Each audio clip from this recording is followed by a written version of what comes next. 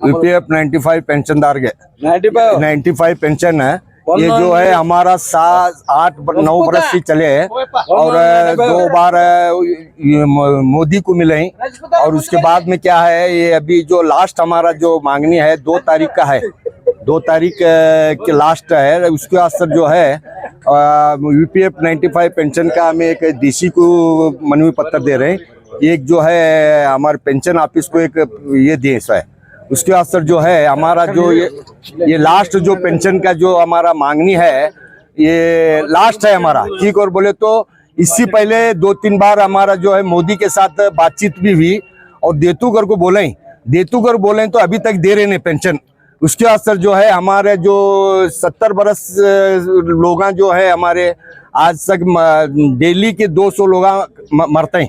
उसके असर जो है ये लास्ट जो पेंशन जो है हमारा ये 2 तारीख का मरो या जियो, उसके असर जो है ये लास्ट पेंशन के असर हमारा मांगनी है। ये बोलकर हमें जो मनवी पत्र डीसी को भी दिए सो है और पेंशन ऑफिस को भी दिए सो है ये, और तुम्हारे मीडिया के मुकद्दर जो पूरा ऑल इंडिया आज का दिन दे रहे हैं। उसके असर जो है तुम्हें भी ये जो है हमारा हाईलाइट कर को सब दिल्ली तक पहुंचाना बोल को मैं ये करके बात खत्म कर। मोदी को कौन है? मोदी को हमारा अशोक रावत जो है वहाँ बातचीत करें उन्होंने। Ashok Rawat, commander Ashok Rawat UPF 95 pension के अध्यक्ष हमारे क्या साहब एनएसी सर ये मनवी कब दे दी? ये मनवी इसी हमें कम से कम 10 बरस से हमें इसके वास्ते फाइट कर रहे हैं, 10 बरस से फाइट कर रहे हैं। देतुच कर को बोल रहे हैं, अभी तक दिए नहीं।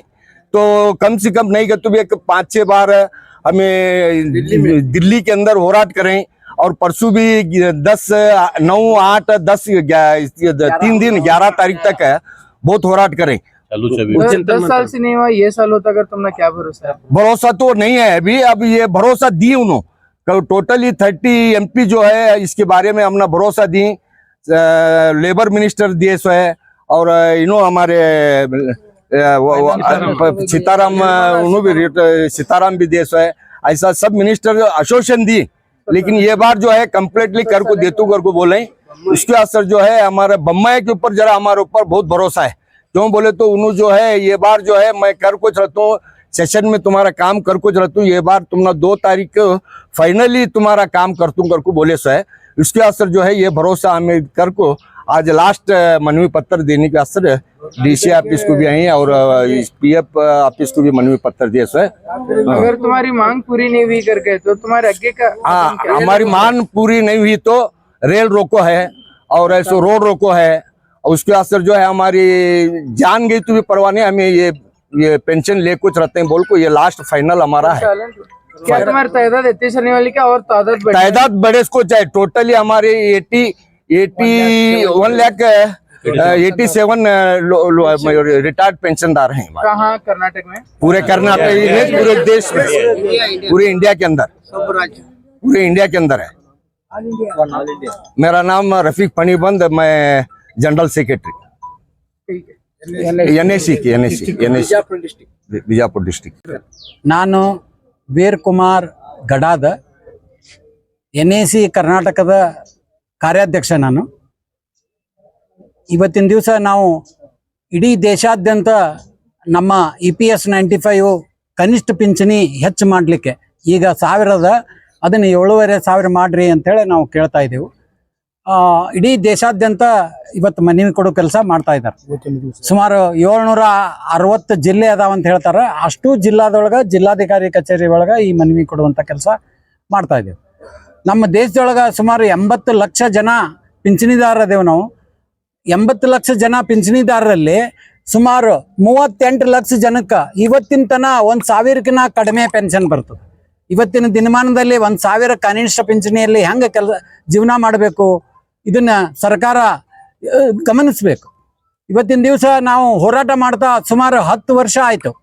ನಾವೆಲ್ಲ 60 ವರ್ಷ ರಿಟೈರ್ಡ್ ಆದಮೇಲೆ ನಮ್ಮ ಕೈಯಾಗ ಪೆನ್ಷನ್ 1,000 1,500 ಬಂದಾಗ ನಾವು ಹೋರಾಟ ಮಾಡ್ತಾ ಇವತ್ತಿನ ದಿವಸ 10 ವರ್ಷ ಕಳೆದು ಬಿಟ್ಟೆವು। ಈಗಾಗಲೇ 70 ವಯಸ್ಸು ದಾಟ್ತಾ ಇದ್ದೇವೆ ನಾವು। ಅಂದ್ರೆ ನಾವು ಇನ್ನೂ ಎಷ್ಟು ವರ್ಷ ಬದುಕಲಿಕ್ಕೆ ಸಾಧ್ಯ ಅದ?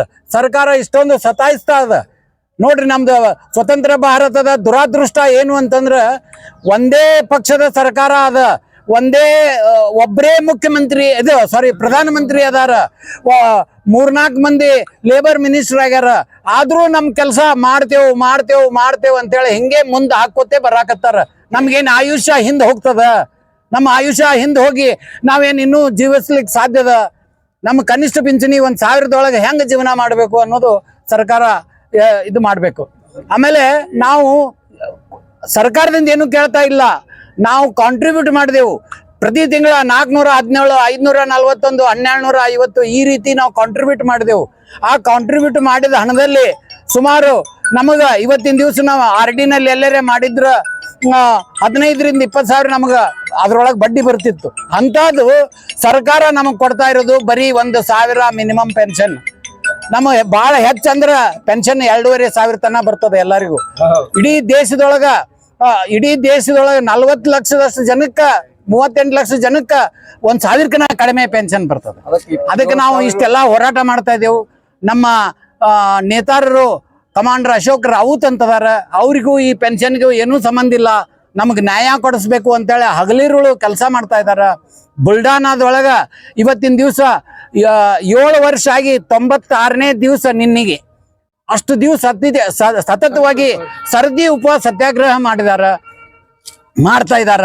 ಸರ್ಕಾರ ಇಷ್ಟೊಂದು ಸುದೀರ್ಘ ಕಾಲದ ಹೋರಾಟಕ್ಕ ಅಥವಾ ಒಂದು ಪ್ರತಿಭಟನೆ ಅಥವಾ ಒಂದು ಸತ್ಯಾಗ್ರಹಕ್ಕ ಸರ್ಕಾರ ಗಮನ ಕೊಡ್ಲಾರ್ದು ಅಂದ್ರ ಈ ಸ್ವತಂತ್ರ ಭಾರತದೊಳಗ ಶಾಂತಿಯುತ ಹೋರಾಟಕ್ಕ ಒಂದು ಅವಹೇಳನ ಅಂತ ಹೇಳಿ ನಾನು ಹೇಳಲಿಕ್ಕೆ ಇಷ್ಟಪಡ್ತೀನಿ.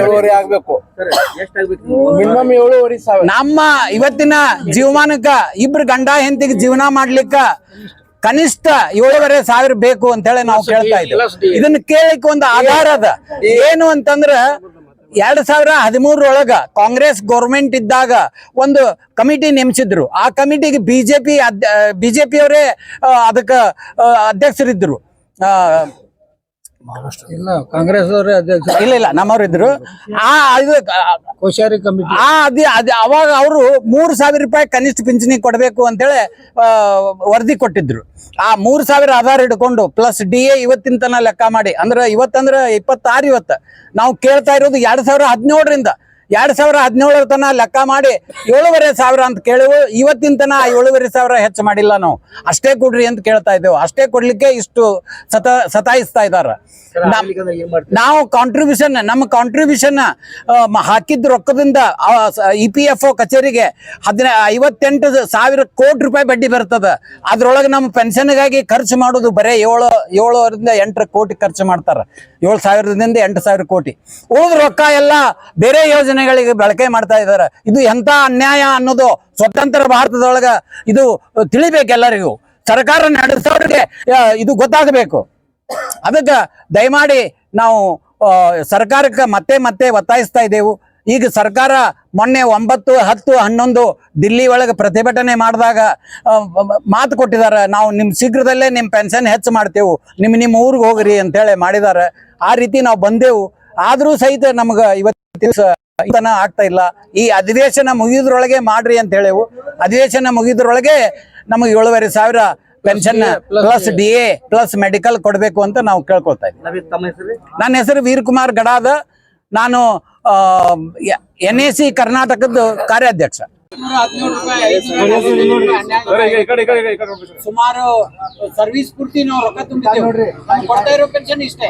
ನಾವು RD ಒಳಗೆ ತುಂಬಿದ್ರೆ ನಮ್ಗೆ 15,000-20,000 ರೂಪಾಯಿ ಪೆನ್ಷನ್ ಬಡ್ಡಿ ಬರ್ತಿತ್ತು. ಸರ್ಕಾರೇತರ ಎಲ್ಲಾ ನೌಕರರು ಸ್ವಲ್ಪ